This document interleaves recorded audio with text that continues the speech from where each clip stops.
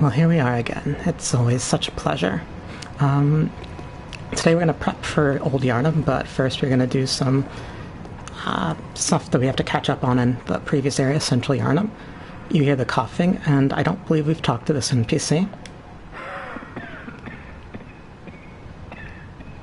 You needn't concern yourself with me. I'm afraid I'm of little help now. But before I take this,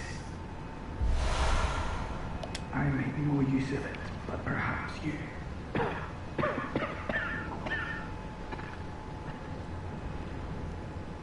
afflicted me was incurable, but this time gave me hope. Their strange blood bought me time. I was most fortunate, unharmed by the plague of beasts. I can even die human. Okay, we did talk to him previously, but this is an important addition to his dialogue. Pretty interesting one that I don't want to try to get into right now because I'm still working it out in my head.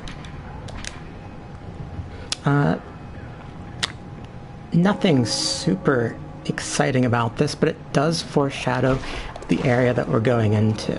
Old Yarnum, hypothetically burned to the ground, but this in particular NPC, Gilbert, maybe never resorted to the same kind of burning, which is oh so fascinating. So distracted. Okay. So we got Quicksilver bullets. Got Pungent Blood cocktail.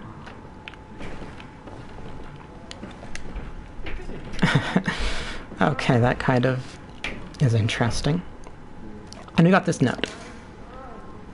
Again, foreshadowing Old Yarnum. When the hunt began, the healing church left us, blocking the great bridge to Cathedral Ward as Old Yarnum burned to the ground that moonlit night. It is sort of interesting that,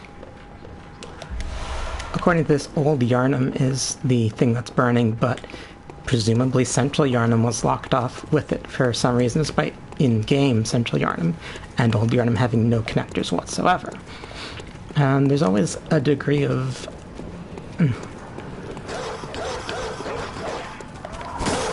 quiet. I'm talking here. There's always a degree of flexibility when it comes to the world design in these games. As will be said many a time, the flow of space is convoluted. But it's important to keep track of interesting little things like that.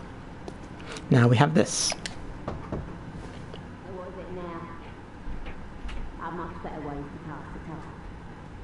Unless we found you a nice safe place. Go on. Okay. I did things out of order. Oh, well, that's fine. A little frustrating. I am kind of curious that the... oh, wow. Right. Okay. So we're gonna restart things. Gilbert's still kind of important. Maybe I will actually edit that. I don't know. Haven't decided. Okay. So. Things that I forgot to do. I'm gonna go to Cathedral Ward. This is gonna be where we're going to eventually. But last time I was so distracted by the red window motif that I forgot to... Actually, well, I didn't forget to. I was planning to do it this episode. Forgot to remind myself that I wanted to start by talking to our little melty friend in the cathedral.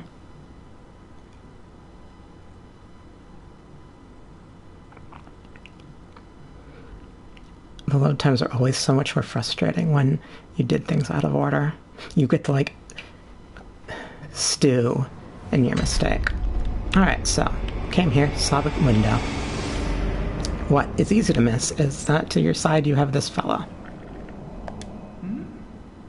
Oh, you must be a hunter. Very sorry. The incense must have masked your scent. Good, good. I've been waiting for one of your ilk. These hunts have everyone all locked up inside, waiting for it to end. It always does, always has, you know, since forever. But it won't end nicely, not this time. Even some folks hiding inside are going bad. Screams of women folk, the stench of blood, the snarls of beasts. None of them's too uncommon now. Yarnum's done for, I tell you. But if you spot anyone with their wits about them, tell them about this here Erden chapel. They'll be safe here. The incense wards off the beasts. Spread the word. Tell them to come on over. If you wouldn't mind. We have the motif of a very melty individual. This characteristic of missing legs shows up in all over the series. And we also have the reminder of scent, that the incense not only masks scents, but it masks your scent. Your scent as a hunter, which stands out, which, if you'll recall, is also what Gascoigne's daughter mentioned. The idea of scent being a really distinguishing factor in this game in particular, is something that's pretty curious. So, that's what I like to think of as... Well, you've got two places you can send people in this game, and I like to think of that one as the blood one, because this one is going to be the insight one, which is going to violate our expectations, because, well, most of you probably know, but the rest of you will see shortly once once loading is done.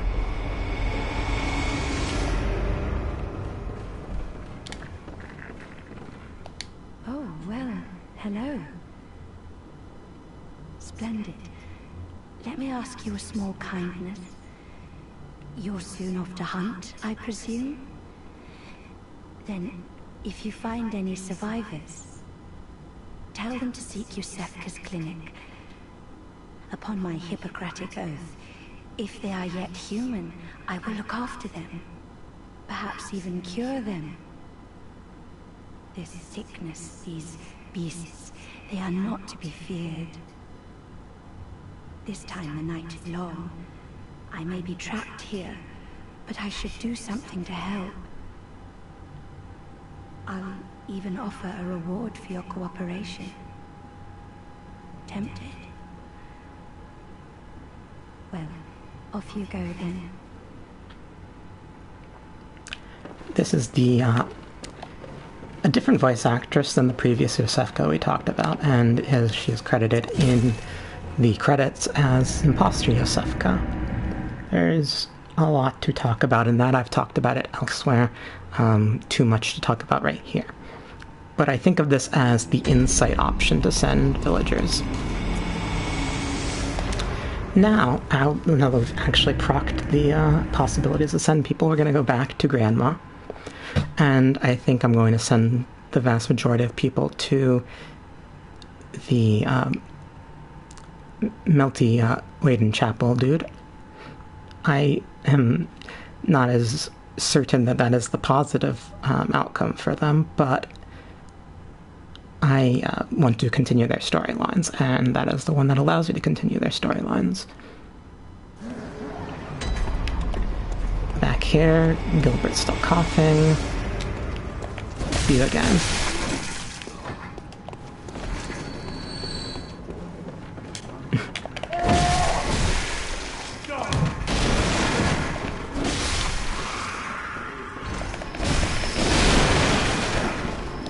I find it really interesting that this boss is often compared to Gehrman for good reason, and that the person lying on the ground had a pungent blood cocktail, almost as if there was an infusion going on.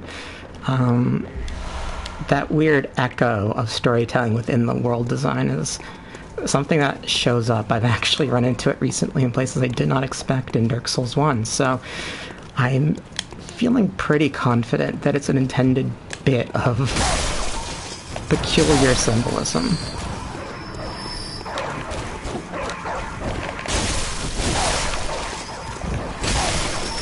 I need quiet. There we go. And here, now we are back to where I wanted to be. So what is it now? A much better way to pass the time. Unless you found me a nice safe place. As I said, Wayden's Chapel. An outsider working a cassette. Well, don't just stand there. Don't you have work to do? Go slit some throats. Get this mess done with. The idea of you being an outsider shows up again. Big theme. Gilbert is also described as an outsider, the coughing man. With this done, we can now actually go do the prep work for Old Yarnum, which is the area surrounding it.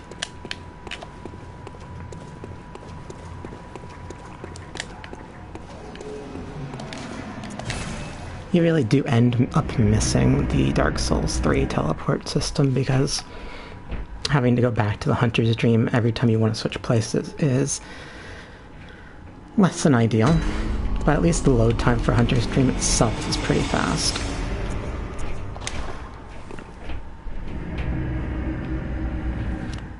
Okay, so monocular, that is going to be one of our chief reasons for coming this way. As always, the binoculars is the most important item you can have in the game.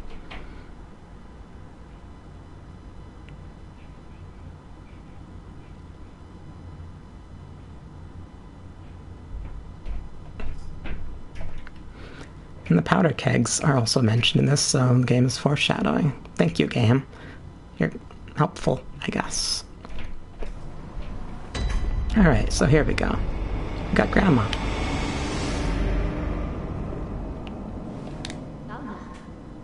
I haven't forgotten.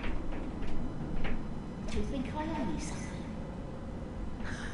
Well, that's a right lark, I'd say. This old mess that Yarnum's in, it's all your fault. You put it to the outsiders. What's ruined, tainted by your ilk. Don't you come near me. I know it.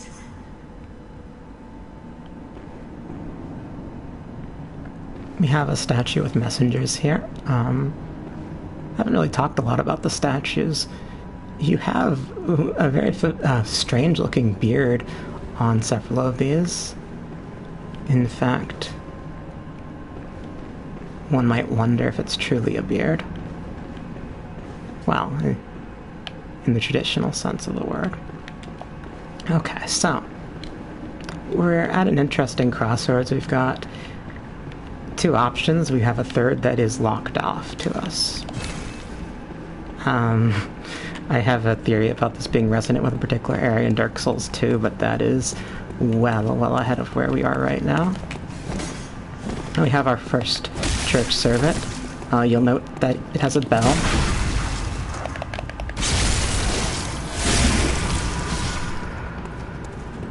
And a very inhuman-looking face.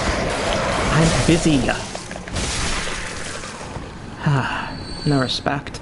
Yeah, the face is distinctly non-humanoid. It's very pale. Well, humanoid's the wrong word, but it's not your traditional. We've got more crows.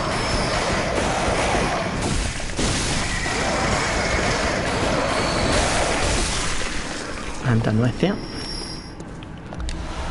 And I got a madman's knowledge. That might be foreshadowing for what ends up being used in this area in the future. I don't have a better explanation for it right now, but it will come back as a relevant portion. I wondered.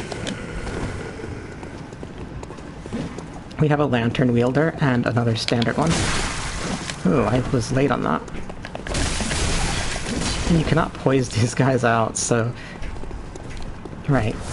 Other game. Oh, shh. Remember, we've switched games. Yeah. Okay, so...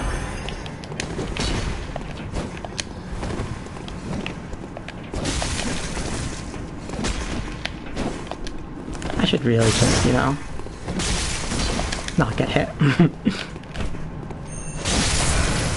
There we go, that's a little better.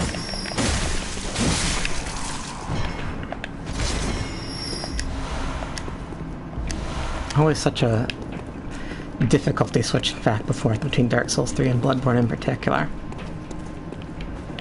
We have more signs of corpse wagons. This will show up in the next Dark Souls 3 area, as well as perhaps some like small mentions in Dark Souls 1. It shows up in Dark Souls 2 most definitely. And we have the wooden shield. The most famous.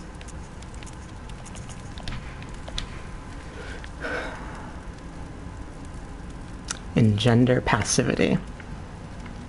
I believe that there's a lot of referential, sort of, in some cases, humor to the game design process itself. I think that within Dark Souls 1 and probably 2, they were struggling with allowing people to have a shield without it being too reliable an option, making you passive. Bloodborne is sort of an overcorrection, I guess. I certainly don't mind it, but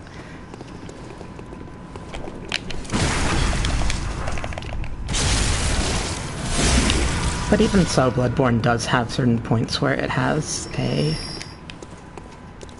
overextension of its planned ideas.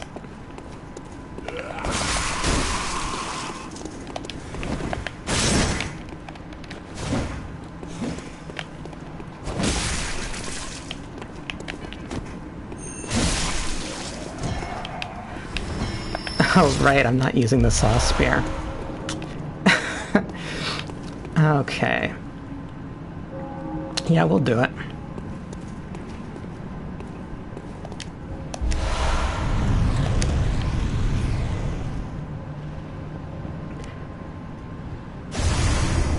You'll notice a ghostly hand there.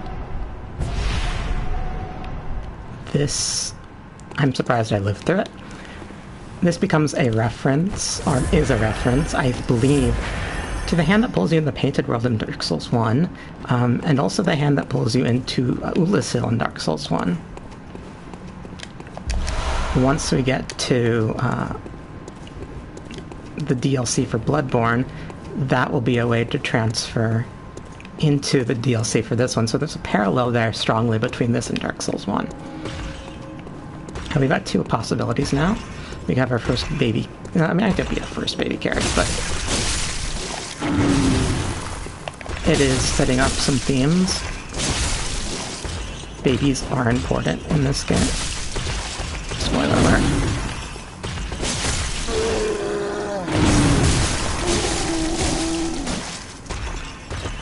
This battle. They're similar to the church servants. They've got the bells. They got a similar face to the church servants.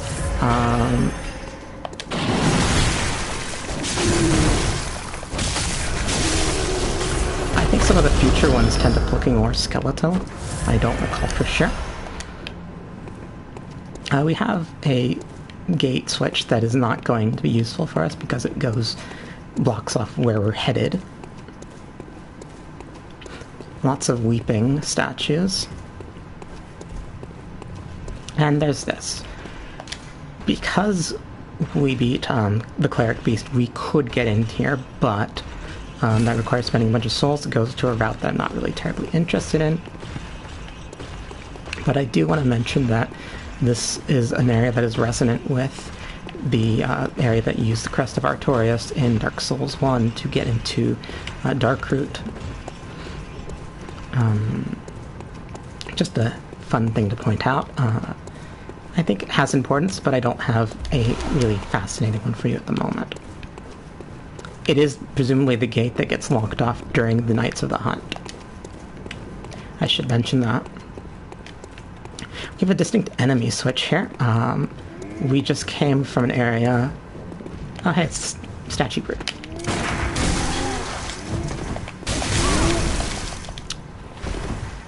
Right, Statue Brute. I didn't expect the second one again.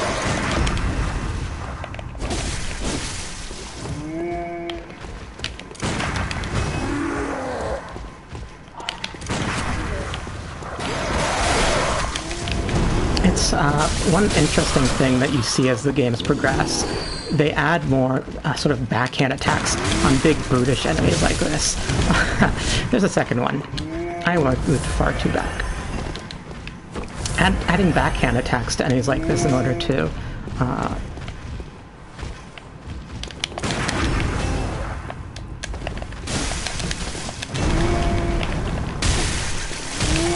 like that, to discourage you from abusing turn rates and dead zones on huge hulking enemies.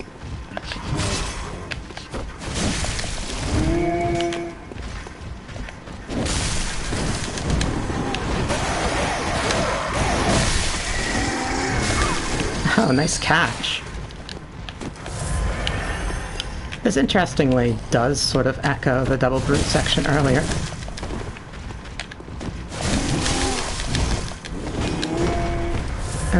I've done this so much cleaner before, but by backing off you can split them up again.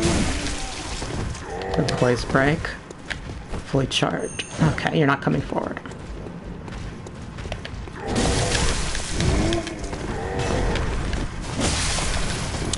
And that simplifies things.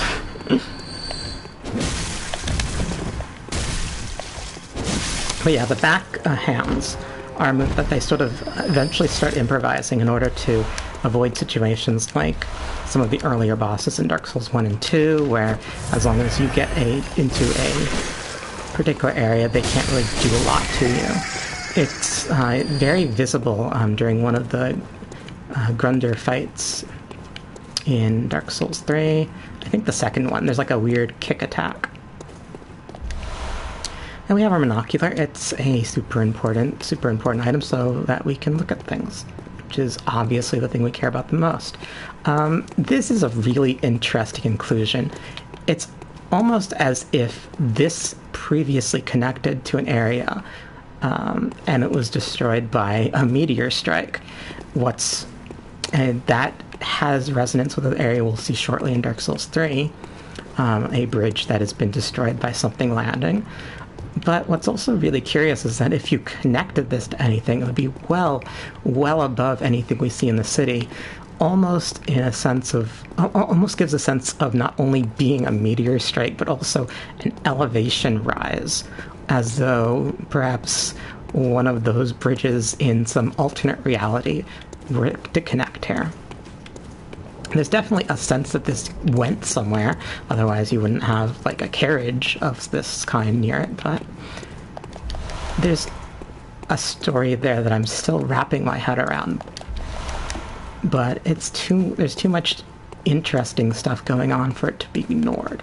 I've got a ball and chain one. It's not a super common type, it's actually one of the tougher types because of that sweep.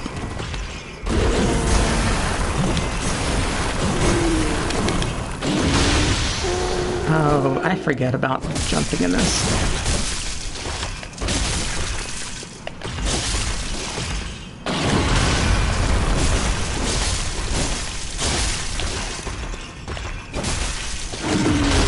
One of the things that they definitely do with intention, is make it so that bosses are sometimes best rotated around in specific directions depending on which weapon type they're using, where they're holding it, how their swipes work. And if you start reading movements, you can see vulnerabilities that are intentionally baked into the enemy design. It's really well done in a lot of 3D games. Most 3D adventure games don't come anywhere close. Interestingly, we have almost what definitely look like torches that are unlit, a foggy thing. A bunch of incense burners similar to the Waiden Chapel.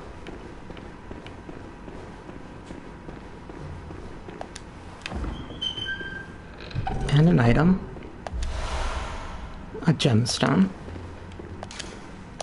This door never opens. It is presumably the door that goes to where the cleric beast is. Having said that, I have a theory that this is a chalice dungeon entrance. Perhaps in one of the earlier versions there were connections, and this would actually go to what would be a chalice dungeon. They ended up changing their minds, I would think, at a certain point in the process. And what we see, instead of the chalice dungeons, are the area before they became ruined dungeons. We have a recreation of the moment right before their destruction. And then the chalice dungeons themselves are sort of memories of what went on before and after that moment, and each layer of the dungeon is an abstraction of the storytelling for that particular dungeon, most distinctly told through the bosses, but also through the particular set pieces in that area that I'm distracted by. We have a carrying of a lot of bones, and a well that is seemingly being used for a different purpose than the previous one. Anyway, the chalice dungeons are an abstraction of the storyline, so that they can get a quicker sort of bonus content in a semi roguelike fashion, but also tell parts of the story that they couldn't tell in the main game and they didn't have time to fully create. Anyway, we're here.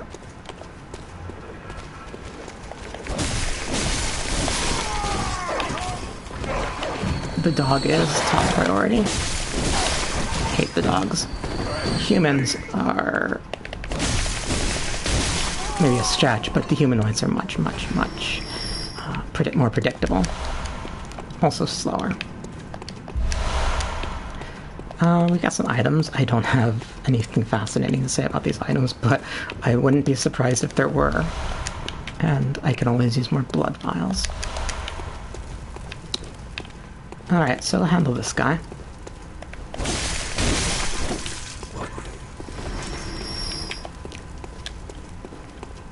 And we'll go in this cathedral. I don't know that this cathedral has a name. It appears to be focused around this particular mummy. Or statue of a mummy. Huh. A sickle user. That's fascinating. Sickles show up a lot. There's a lot of improvised agricultural tools that enemies will use, and sickles in particular show up in Lotric as a particular example, but also other areas. The madman's knowledge.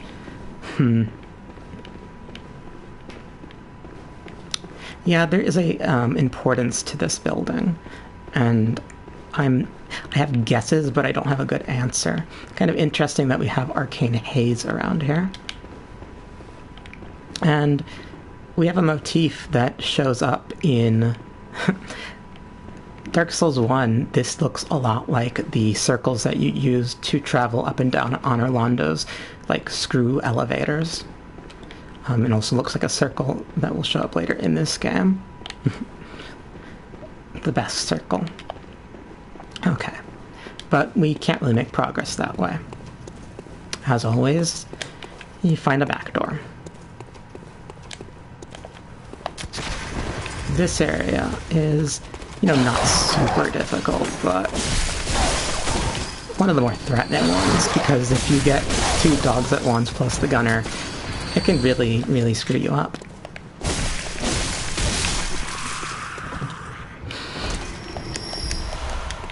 Two dogs plus a weapon user is another theme that will show up in the games pretty regularly. I don't think this one is the reference to Capra Demon that I expect to see from them, but who knows, possible. That is some weird color shifting there. The mist does some funky things.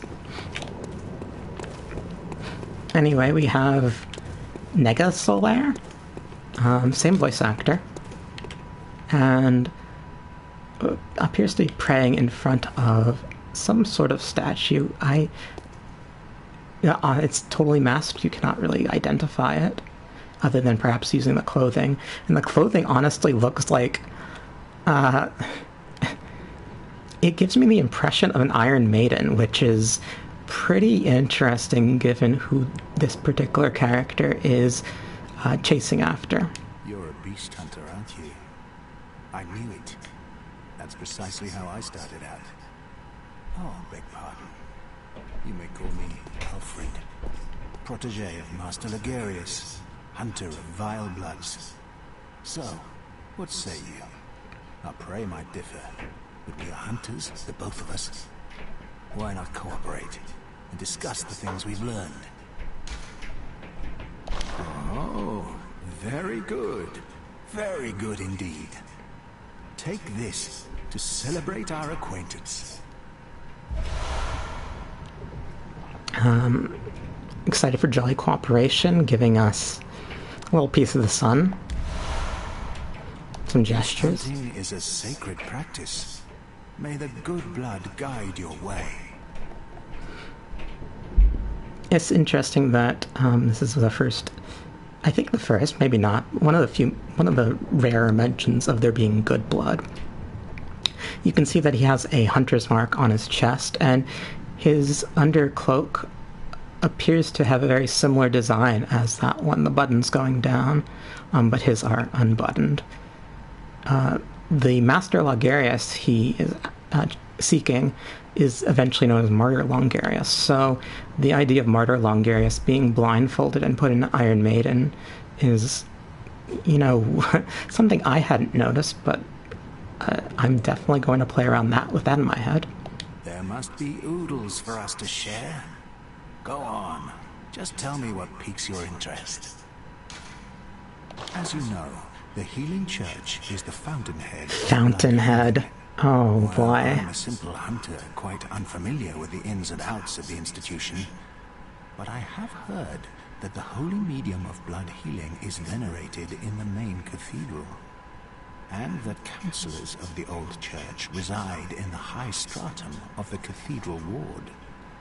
If you seek blood healing, and the church is willing, you should pay them a visit. Fountainhead is a word that has some pretty significant meaning in Sekiro, and it's pretty... I didn't expect to run into that one. It'll become important once I have a lot more to introduce that theory with. Byrgenwerth is an old place of learning, and the Tomb of the Gods, carved out below Yharnam, should be familiar to every hunter. Well, once a group of young Byrgenwerth scholars discovered a holy medium deep within the tomb. This led to the founding of the Healing Church and the establishment of blood healing. In this sense, everything sacred in Yharnam can be traced back to Byrgenwerth. But today, the college lies deep within a tangled wood, abandoned and decrepit. And furthermore, the Healing Church has declared Byrgenwerth forbidden ground. It's unclear how many of its scholars remain alive, but only they know the password that allows passage through the gate. I bid you farewell. It has been a pleasure. May the good blood guide your way. His gauntlets are rather interesting. Sort of a encrusting with metals. I don't have anything more to add about that. They just strike me as somehow symbolic of something. We have, again, the Orlando circle theme.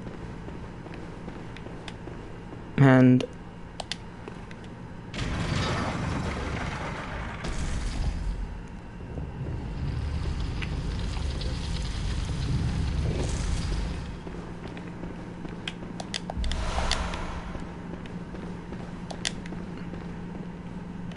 the mummy gives way.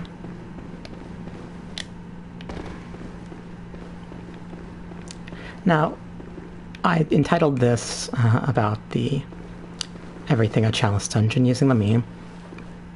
This setup is used in Dark Souls 3 at the after the Abyss Watchers fight.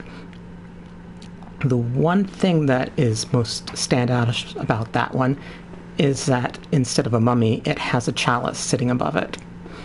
I think that's definitely to imply that for perhaps the Farron Keep Watchers, the Tombs of Karthus became their chalice dungeon, the place that they went to get the technology that they used, that maybe they eventually succumbed to.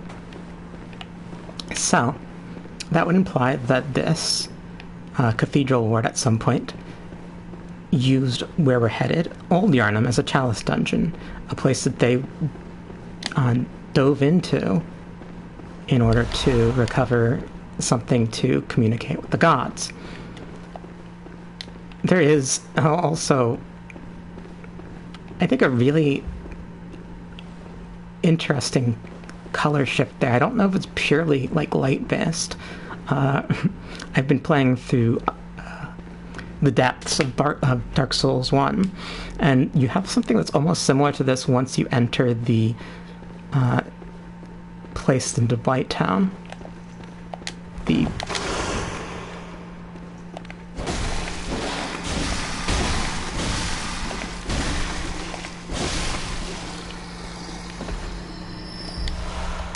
This enemy is a very interesting inclusion here. Don't have anything super special to say about it, but I feel like it does have some layer of symbolism.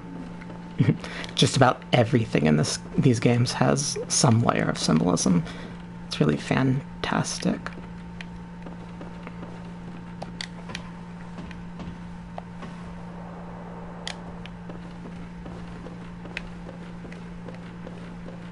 This is kind of evocative of the first Undead Burg bonfire, where the stairway up is broken, but that you can eventually extend a ladder down. It's just a repetition of that particular motif. Could mean something, might not mean too much. But this is our destination. We can light the lantern.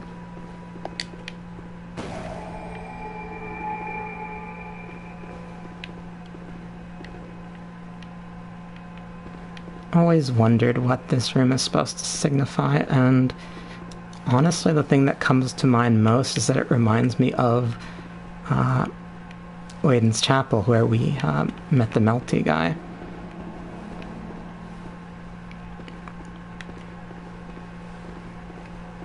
Which is an interesting thought, but nevertheless.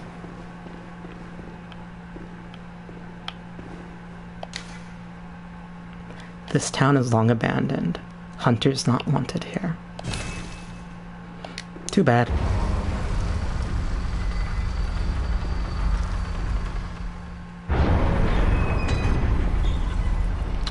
And this is where we'll stop for now. Next time we will be going through Old Yarnum. I hope to get that done in a single episode. But thank you for joining me. This has been a more productive episode than I expected. In any case, so long, good hunters, and may you find your worth in the waking world.